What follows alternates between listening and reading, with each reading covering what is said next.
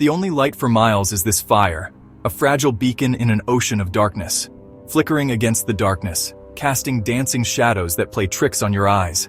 Out there, just beyond the flames' reach, the woods are watching, silent and still, yet intensely aware.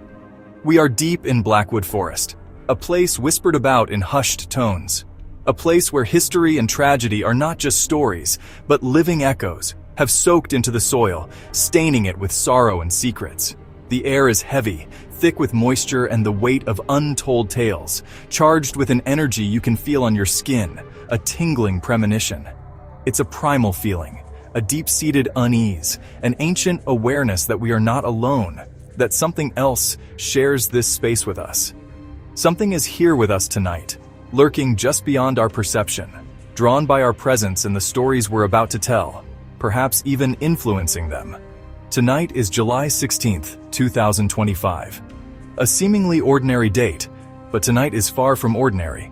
The buck moon rises above us, a celestial witness to the events that are about to unfold, hidden for now by the thick canopy, its light struggling to penetrate the dense foliage. This isn't just any full moon, it holds a darker significance. The natives called it the blood moon, a time of heightened spiritual activity, a night when the veil between worlds thins, allowing for easier passage between the living and the dead. We've set up our equipment, tools of our trade, EVP recorders to capture voices beyond our hearing, EMF meters to detect fluctuations in the electromagnetic field, full spectrum cameras to see what the naked eye cannot, hoping to capture evidence of the unseen, the unheard, the unexplained.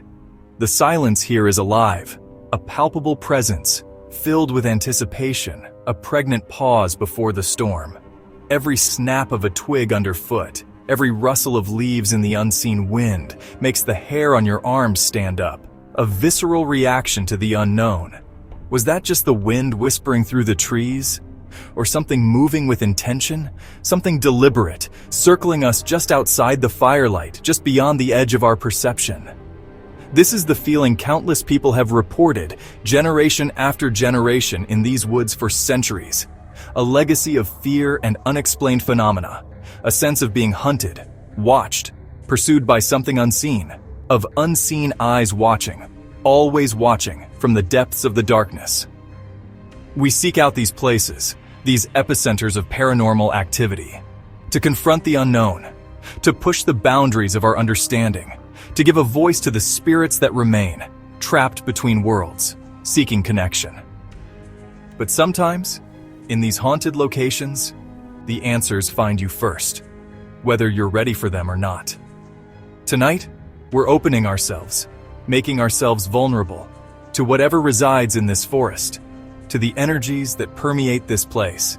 We are inviting communication, extending an open invitation, putting ourselves on the front line of paranormal research, ready to face whatever comes. As I tell you this story, a tale woven from truth and terror, listen closely. Pay attention to every detail, not just with your ears, but with all your senses, but with your gut, your intuition, that primal sense of knowing. Pay attention to the cold spots that suddenly appear, the unexplained drops in temperature, the strange feelings of unease, the prickling sensation on the back of your neck, the sense that something is standing right behind you, breathing down your neck, unseen but felt. Because the story I'm about to share, the one that has haunted these woods for generations, isn't just a legend, a campfire tale to scare children. It's a warning, a dire premonition of what is to come. And it's happening again, repeating itself like a nightmare right now, as we sit here in the heart of Blackwood Forest. The July full moon is different, possessing a unique and somewhat unsettling aura. It has a reputation, steeped in both astronomical observation and ancient lore. Astronomers say it appears reddish or orange, a visual phenomenon caused by its low position in the sky, hanging low in the summer sky, its light diffused through the atmosphere. But old folklore offers a darker explanation, a more chilling interpretation of its crimson hue. Some believe the moon is stained by the horrors it witnesses, a reflection of earthly events. This moon carries a unique energy signature, distinct from other full moons throughout the year. We've measured it, documenting fluctuations that defy conventional explanation. During the buck moon, energy spikes dramatically in haunted places like this, creating an environment ripe for paranormal phenomena.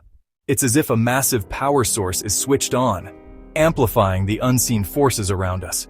In the spirit world, allowing entities to manifest more easily, blurring the lines between our reality and theirs. The moon's pull affects tides, animals, even us. So why not the spirit world? Why wouldn't it influence the ethereal plane as well? The ancients respected and feared this night, understanding its potential for both good and ill, performing rituals to protect themselves, seeking to ward off negative energies. From what the moon unleashed, from the forces it stirred within the shadows, we've documented a surge in clear spirit voices, capturing whispers and cries on our recording equipment. And shadow figures during the buck moon, fleeting glimpses of entities just beyond our perception. It's not a coincidence. It's a pattern. The buck moon amplifies paranormal activity, creating a conduit for the supernatural, giving entities the energy to break through the veil, to interact with our world in more tangible ways. And tonight, it's reaching its peak. The oldest stories come from the native tribes who lived in these woods. They spoke of the shadow that walks between the trees, a shape-shifting spirit awakened by the buck moon. It mimicked voices to lure people away, consuming their essence and adding their strength to its own. The blood-red moon, they said, reflected the life force stolen by the entity. These weren't just stories, they were warnings, passed down as survival guides. Rituals and symbols were used to ward off the shadow, a battle fought every year under the crimson moon. The energy we feel tonight matches their descriptions perfectly. In the late 1700s, settlers founded Whisper Creek near here.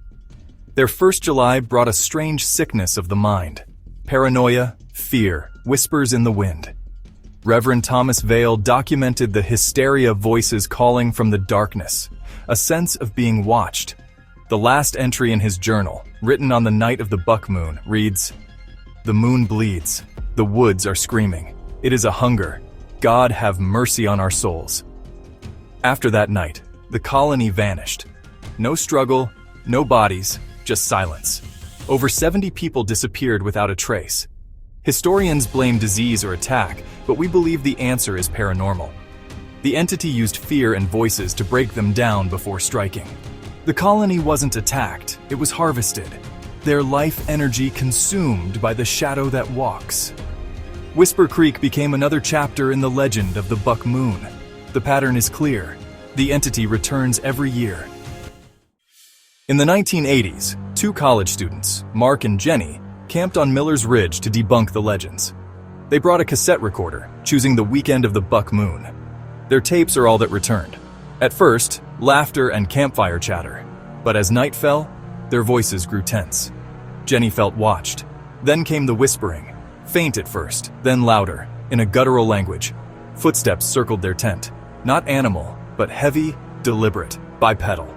The final minutes, Jenny crying, Mark yelling, something brushing the tent, a guttural growl vibrating the recorder. The last sound, the tent zipper torn open, their screams, then static. Rangers found the torn tent, but Mark and Jenny were never seen again. The pattern repeats, the buck moon, the voices, the vanishing. The entity claims new victims. The evidence is undeniable. The legend lives on. Listen, that low hum isn't the wind or insects. The environment itself becomes part of the haunting tonight. Sudden cold spots move around our camp, unseen entities walking among us. Whispers come from all directions, sometimes calling your name. A mimic trying to lure you away. We've captured these voices. They respond to our questions, more active than ever tonight. Then there are the shadows, flickers of darkness, man-shaped figures standing motionless between the trees. We've filmed them, dark masses moving with intelligence. The feeling of dread is overwhelming, a spiritual weight pressing down. It's not just fear, it's a warning, a precursor to a major event. The entity projects this dread to weaken you, to make you vulnerable. If you feel sudden, baseless dread in a place like this, trust your instincts. It's a warning from your senses. Something is here. Look up. The moon is higher, casting sickly orange light through the woods. Shadows stretch and twist, every stump and rock taking on human shapes. The energy is building. Our EMF meters are spiking. The forest has gone silent. The Oz factor. Nature itself is holding its breath. The air is cold, a damp chill settling in. On the spirit box, we're getting single-word replies. Hungry, cold, behind. Then, a deep guttural voice. Soon. It's a direct, intelligent threat. The entity knows we're here. This is the tipping point. The veil is thinnest, the buck moon at its peak. The shadow that walks is fully awake, drawing strength, preparing to manifest. The stories, the disappearances, the terror. It all leads to this moment. We came seeking evidence, but we may have become part of the legend. The hunt has begun. The fire is dying, shadows creeping closer. For generations, people believed the shadow that walks was a single entity. But our experiment tonight revealed something worse. Using a parabolic microphone, we recorded the whispers, the same guttural language from Mark and Jenny's tape. Our audio expert isolated dozens of distinct voices. Men, women, children, all speaking in unison. Some voices match historical records, even the screams from that final tape. The revelation. The shadow isn't one entity. It's a collective. A hive mind of all the souls it has consumed. The lost colony, the native tribes, Mark and Jenny. They're all part of it. Every person who vanishes under the buck moon is absorbed, their voice added to the chorus. The shadow is a legion of the damned, forever bound to this land. It's always hungry for new voices, and tonight it's listening. The entity isn't just a ghost. It's something far more insidious. It's a contagion, a spiritual virus that spreads on the buck moon, feeding on fear and despair. It takes your identity, your memories, your very essence, twisting it into its own monstrous form. It corrupts everything it touches. The shadow is a mass of stolen lives, a collective consciousness of tormented souls, a truth far worse than any monster story you've ever heard. The vanished are not at peace. They're trapped, bound to this place, forced to hunt for eternity, driven by an insatiable hunger. This is my warning. Listen closely. As you sit by the fire, feeling that chill crawl up your spine, know what it is you're truly sensing. It's them. The colony, Mark and Jenny, and countless others lost to the shadows. Watching from the darkness, their presence a suffocating weight, whispering your name on the wind. They're drawn to the living, to the warmth of your life force, hungry for energy, desperate to escape their eternal prison. The legends are real, etched in blood and fear. We have the evidence, the chilling proof. This place is not safe tonight, not for anyone. We have to go, now. There's no time to waste. The fire is almost out. Our only protection, our only shield against the darkness is fading fast. That feeling of being hunted, that primal fear is closing in, tightening its grip around us. We provoked it, dared to uncover its secret, and now it wants to silence us, to add our voices to the collective, to consume us completely. If you ever see the blood-red moon hanging heavy in the sky, don't get curious, don't be tempted, don't be brave. There's nothing to be gained here but your own destruction. Get out. Flee this place. Go back to the light, to the safety of civilization. Bar your doors, lock your windows, and pray for dawn, for the sun's return to banish the darkness. Because the shadow is always walking, always listening, always watching, always hungry, and it never forgets. Wait, did you hear that? I swear I heard something. Right behind you. A twig just snapped underfoot, but there's no one there. Or is there? Don't turn around, don't even think about it, just run. Run as fast as you can and don't ever look back.